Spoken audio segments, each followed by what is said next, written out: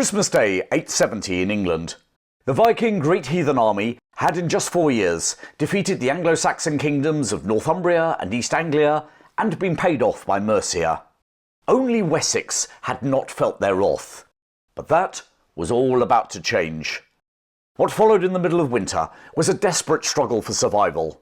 6 battles in 6 months, including the Battle of Ashdown, fought in the cold Berkshire Hills, and then a sudden royal death, would thrust a young prince to power. His name was Alfred. This is the story of how England's fate came to rest on one man, and how the last Anglo-Saxon kingdom stood on the brink of collapse. After decades of sporadic attacks, in 865 a huge Scandinavian or Viking army invaded Anglo-Saxon England.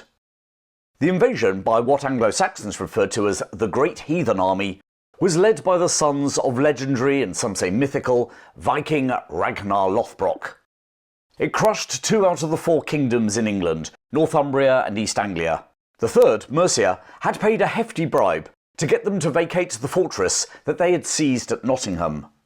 Now, before we go on, and before anyone drops me a line, the term Viking is a later invention that was used as a sort of catch-all phrase to describe any raiders coming from Scandinavia. At the time, they were referred to as Northmen, Norse, Danes, or, as in this case, heathens. In fact, the word Viking itself in the Old Norse means pirate or freebooter, something you did rather than being a specific political entity. But as most people prefer to call them Vikings nowadays, that is how I'm going to usually refer to them in this episode. Anyway, back to the story. Following the defeat of East Anglia in November 869, 2 of the 3 sons of Ragnar Lothbrok had left England for pastures new. Only Halfdan remained. But any hope of a respite for the remaining Anglo-Saxon kingdoms was quickly dashed with the arrival in the summer of 870 of another large Viking army, commanded by a warrior named Bagseg. Halfdan had now combined his forces with this new army, and sharing command with Bagseg, just after Christmas Day 870 they sailed up the River Thames into the Kingdom of Wessex. On the 28th of December they seized Reading. Now, nowadays the borough of Reading has a population of just under 200,000. Back then it wasn't a town at all, but it was a royal ville, a farm on a grand scale where the king's household stopped on its rounds and the district delivered its dues in grain and cattle. Probably no more than a nobleman's hall, a church, some barns and a few dozen households at most. What made it worth taking was not its size, but its position.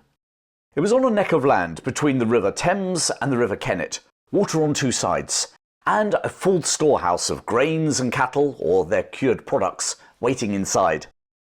That neck or triangle of land, protected on 2 sides by the Thames and Kennet, with a ditch dug connecting the 2 rivers, meant that the Vikings now had a strong defensive position from which to launch ongoing operations in Wessex, whilst at the same time the Thames offered them an escape route should things go wrong. Inside this base were now at least 1,000 seasoned warriors. Now, by modern standards, an army of 1,000 does not seem very large, but we need to scale it against the population of England at the time. The whole of England in Alfred's day probably held around 1 million people, very likely fewer than had actually lived in Roman Britain 400 years earlier. Wessex itself perhaps had a population of just a few 100,000, scattered across farms and hamlets. With those sort of figures in mind, you can now appreciate just how threatening an army of seasoned warriors, 1,000 strong, all in one place, were when the Anglo-Saxon armies consisted mainly of farmers who had to be found, gathered and fed before they could fight at all. 3 days after their arrival, a raiding party set out from Reading. Probably tasked with foraging for food rather than specifically seeking an engagement with the armies of Wessex, it was commanded by 2 jarls, the equivalent of Anglo-Saxon ealdormen, in other words, senior leaders. When they reached Englefield, about 6 miles west of Reading, they were surprised by the local ealdorman, Aethelwulf. Sharing the name of the current King of Wessex's father, Aethelwulf was originally from Mercia, but had somehow ended up in Wessex as a senior member of the nobility, responsible for the county of Berkshire. And he had experience of fighting the Vikings. Way back in 860, he had successfully driven off a Viking force trying to raid the capital, Winchester. A master of ambush, Aethelwulf with 1,000 men surprised the numerically smaller foraging party sent out from Reading. In the ensuing Battle of Englefield, he was once more victorious. One of the Viking jarls was killed, and those Vikings who could escape fled back to their fortress by the Thames. Finally, it looked like the Great Heathen Army had bitten off more than they could chew. If they were whipped by the local ealdormen, what would happen when the main army of Wessex turned up? Well, they didn't have to wait too long to find out. Just 4 days later, King Ethelred of Wessex appeared with his men outside Reading. Aethelred's father, King Aethelwulf, who had died just over a decade previously, had 5 boys. It was just as well he had so many sons, because 3 had already died, 2 having been king. Aethelred, son number 4, had succeeded to the throne in 865 when he was in his early 20s, just before the Great Heathen Army had arrived.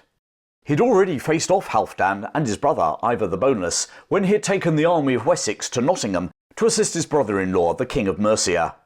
That encounter had resulted in a stalemate and the Vikings being paid to withdraw. On that occasion, he had been accompanied by his sole surviving brother, Alfred. And now once more, Alfred, the youngest and 5th of the brothers, was at his side. The Battle of Reading, fought on the 4th of January 871, started where the Battle of Englefield had left off. The only difference was that this time the Viking army was prepared. However, as the battle started, it once more looked like the fearsome Great Heathen Army was on the ropes. Their forces that poured out from behind the rampart to confront the army of Wessex were swiftly routed, and as they fell back along the ditch and rampart defences, the men of Wessex pushed them towards the river. They were trapped. Suddenly, with victory within Aethelred's grasp, the gate of the fortress swung open, and Viking reinforcements fell upon the Anglo-Saxons from behind. And now it was Aethelred, Alfred and their men who were caught in a trap. According to Bishop Asser's later account of the battle, the Vikings attacked like wolves, which is probably a spin to defend what happened next.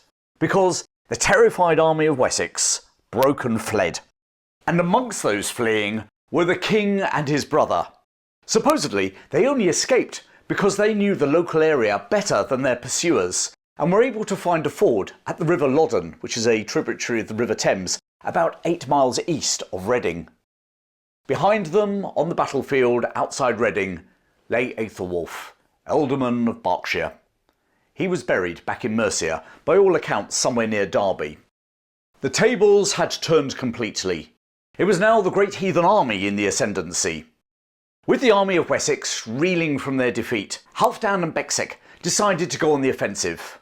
4 days later, on the 7th of January, they advanced from Reading to finish off what remained of King Ethelred's army. To the northwest of Reading lie the Berkshire Downs. These chalk hills connect the Marlborough Downs to the west to the Chilterns in the east. Along the top ran the Ridgeway, a trail that had been used by travellers for thousands of years to move from Dorset towards East Anglia. And it was at one of these hills, called in the chronicles Ash's Hill, that the royal brothers regrouped their forces to meet the advancing Great Heathen Army.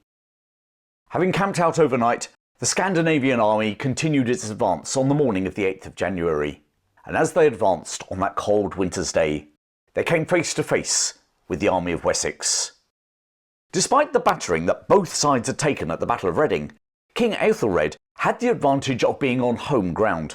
Messages had gone out, summoning men to defend their kingdom, so by that morning he outnumbered the Vikings by maybe 50%. Estimates suggest 1,500 versus 1,000 men, although the figures might be slightly lower. However, what the Vikings lacked in numbers, they made up for in experience. Whilst the site of this battle, later known as the Battle of Ashdown, has not been precisely located, the main school of thought thinks that Ash's Hill was most probably King's Standing Hill near Molesford, a small village between Reading and Didcot, although others go for nearby Lowbury Hill, which being higher would have been a more visible muster point for warriors arriving from across Wessex. The Viking army had divided into 2 divisions. One commanded by the two kings, as the Anglo-Saxon Chronicle called them, as Halfdan and Bagseg, and the other commanded by their jarls. The Anglo-Saxons split their army likewise. King Ethelred would, fittingly, lead one division against the kings. Alfred would tackle the other. The details of the ensuing battle are sketchy. They were written by Alfred's biographer, Bishop Asa of Sherborne, over 10 years after the event. He tells us that the Danes won the race to position themselves on the high ground, so that the army of Wessex would have to attack uphill. With that terrain advantage against him, facing an enemy who'd trounced him just days before, King Ethelred now did what any Christian king would do when facing the Great Heathen Army.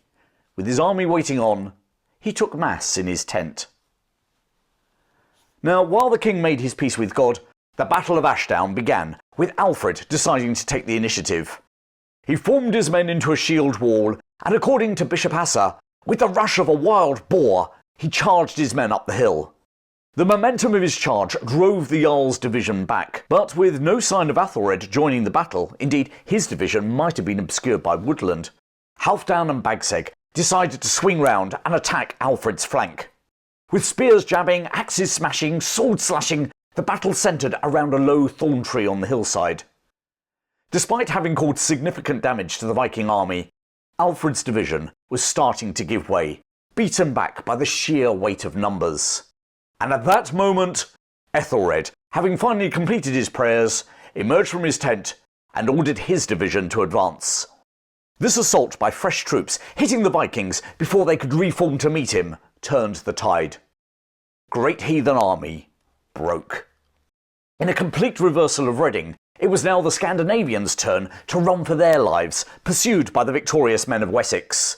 The pursuit lasted until the winter darkness fell late that afternoon. The next morning it resumed until the bloodied, bedraggled and defeated men of the Great Heathen Army arrived back at the safety of their fort at Reading. The Anglo-Saxon victory at the Battle of Ashdown was the first time that an English army had defeated the Great Heathen Army, and it's often credited to Alfred and his fighting like a wild boar against the whole Viking army. Ethelred, turning up after his prayer meeting, simply delivered the coup de grace. However, don't forget that the main account of the battle was written by Alfred's biographer, Bishop Asa, and naturally plays up Alfred's role and plays down his older brother. So the truth, like a lot of events from this distant period in history, might have been somewhat different. For instance, it could very well have been that Ethelred deliberately held his men back before falling on the exhausted Vikings. Either way, it was an emphatic victory for the army of Wessex. The measure of that Viking defeat can be judged by the fact that amongst their dead were 5 jarls and Bagseg himself. It was now King Ethelred's turn to go on the offensive. This war in Wessex was turning into a real seesaw contest. 2 weeks later, he led his army into battle at Basing. Now, as Basing is just under 20 miles south of Reading, we can safely assume that the Vikings hadn't been licking their wounds for too long before once more sallying forth. Nevertheless, with their defeat at Ashdown and the decapitation of their leadership, Ethelred and his brother probably considered this a mopping up exercise. But that's not how it turned out. The Battle of Basing, fought on the 22nd of January, resulted in a Viking victory. Strangely enough, neither the Anglo-Saxon Chronicle or Bishop Asa bothered to record any of the details, such as how many men Ethelred and Alfred actually lost. As chroniclers, best to move on. And move on they did, 2 months later, which, based upon the topsy-turvy nature of this war, was actually quite a long gap, wasn't it?